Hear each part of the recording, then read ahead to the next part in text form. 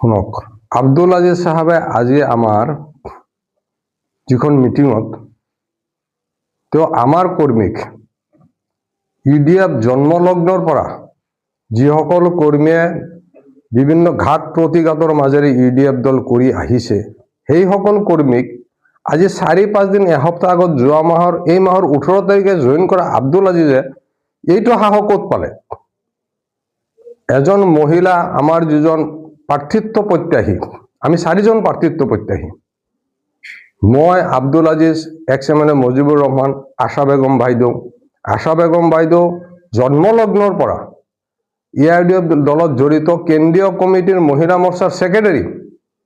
আজি এটা গৰজান ব্লকৰ মিটিঙত তেখেত গৈছে, কিন্তু মিটিঙত আপোনাৰ আশা বাইদেউক সম্বোধন কৰাৰ পৰিৱৰ্তে আব্দুল আজিজ সাহেবে যি ধৰণে তুচ্ছ তাচ্ছিল্যভাৱে অপমান কৰিছে আৰু আমাৰ ডিষ্ট্ৰিক্ট, আমাৰ ইউডিএফৰ ডিষ্ট্ৰিক্ট জেনেৰেল ছেক্ৰেটাৰী আব্দুল হামিদক তেওঁ যি ধৰণে তুচ্ছ তাচ্ছিল্য ব্যৱহাৰ কৰিছে, আব্দুল আজিজ সাহেব আপুনি স্পষ্টভাৱে মনত ৰাখিব, ইউডিএফ দলত আপোনাৰ জন্ম মাত্ৰ আজি 6-7 দিন।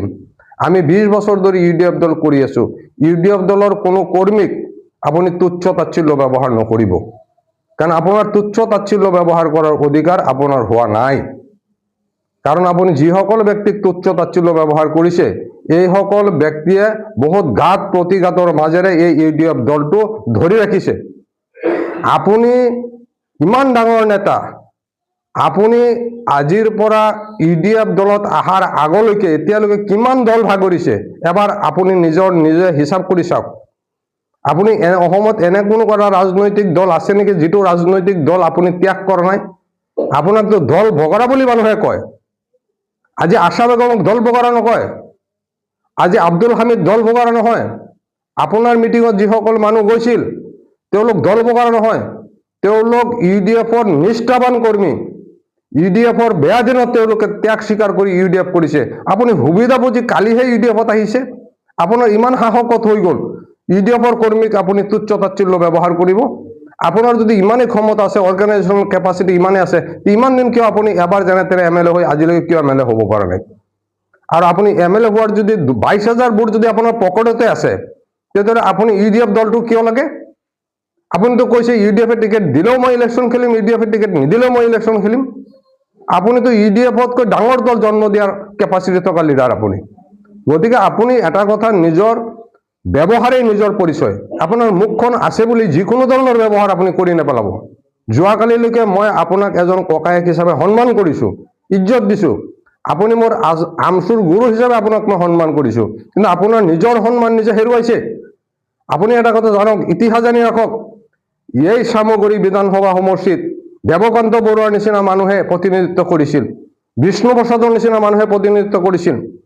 আপোনাৰ দেৱকান্ত বৰুৱাৰ গড়, বিষ্ণু প্ৰসাদৰ গড় চামগুৰি সমষ্টিৰ ভিতৰত নাছিলে। তাতকৈ আৰু বহু মানুহে চামগুৰি সমষ্টিত প্ৰতিদ্বন্দ্বিতা কৰিছে, তেওঁলোকৰ গড় চামগুৰি সমষ্টিত নাছিল। আমাৰ দলৰ সুপ্ৰিমো বদৰুদ্দিন আজমল চাহাব ধুবুৰীৰ পৰা এমপি হৈছে, সাউথ চালমাৰৰ পৰা এমএলএ হৈছে। আজি আপুনি ইনডাইৰেক্টলি কি ক'ব বিচাৰিছে? যে আমাৰ ৰূপহীয়া চামগুৰি সমষ্টিৰ বাহিৰৰ মানুহ চামগুৰি সমষ্টিত আহিলে আপুনি থ্ৰেট কৰিছে। আপোনাৰ এই অধিকাৰ কোনে দিছে আপোনাক? আপুনি আমাক থ্ৰেট কৰাৰ অধিকাৰ আপুনি ক'ত পালে? আপুনি ইউডিএফ কৰিছে আজি 4-5 দিন আগৰ পৰা। আমি ইউডিএফ কৰি আছো 20 বছৰ ধৰি। ইউডিএফ দলৰ লগত আমাৰ তেজৰ সম্পৰ্ক আছে, ইউডিএফ দলৰ ঘাত প্ৰতিঘাতৰ আমাৰ সম্পৰ্ক আছে। ইউডিএফ দল আজি কালি যদি কিবা কাৰণত ইউডিএফৰ কিবা অসুবিধা হয় আপুনি দৌৰি পলাব, কিন্তু আমি ইউডিএফ দল ধৰি ৰাখিম। আমি ইউডিএফ দলৰ কাৰণে নিজৰ জান আহুতি দিম, কিন্তু আপুনি নকৰে। আপুনি সুবিধাবতী ৰাজনীতি কৰে।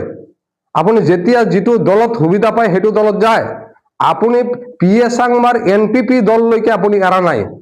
এনপিপি দলত আপুনি ইলেকশ্যন খেলি কেইটা ভোট পাইছে সেইটো শব্দ সেইটো আপুনি নকয় কিয়, ৰাজহুৱা নকৰে কিয়? এবাৰ 22,000 ভোট পাইছিলে, সেইটোৰ খবৰ বাৰে বাৰে কৈ থাকে। 22,000 ভোট আপোনাৰ পকেটত নাই। এনপিপি দলৰ পৰা ইলেকশ্যন খেলি কেইটা ভোট পাইছে তাৰ হিচাপ কিয় আপুনি নিদিয়ে?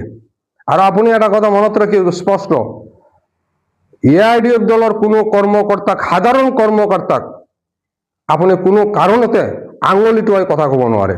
এআইডিএফৰ সুপ্ৰিমক বা এআইডিএফৰ যিখিনি মানুহ আছে পৰিয়ালখনক লৈ পেলাই আপুনি যে বহুত ডাঙৰ ডাঙৰ কথা কৈছিলে।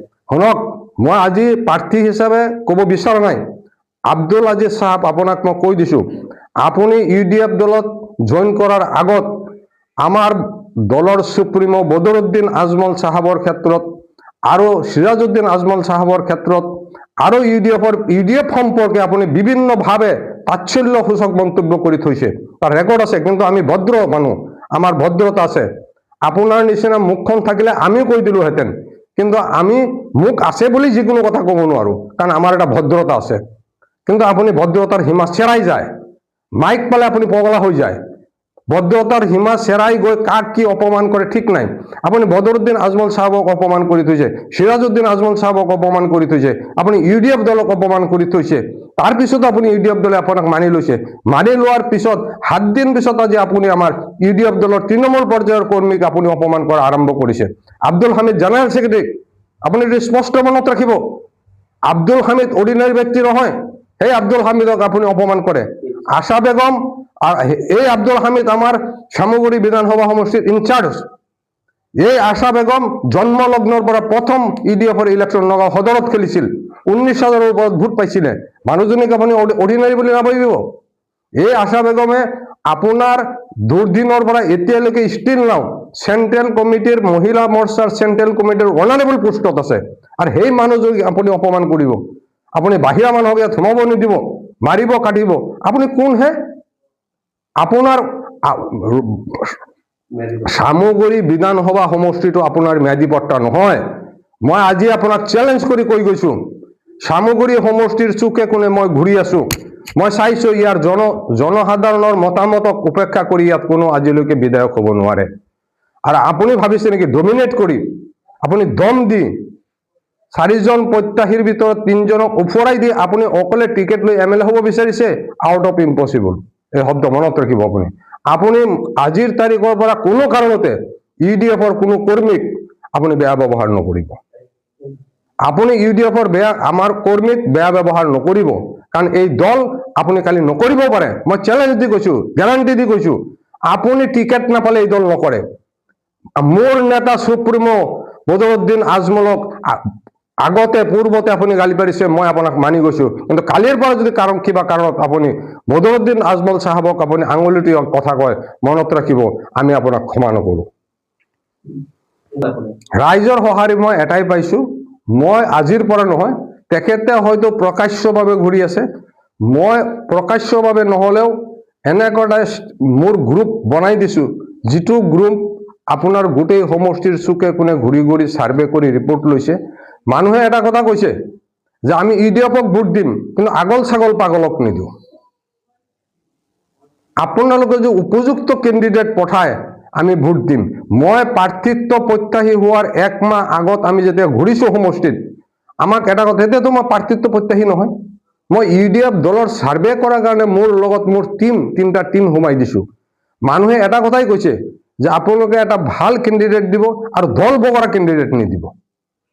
দল বগৰা নিদিব আৰু আগল ছাগল পাগল কেণ্ডিডেট নিদিব।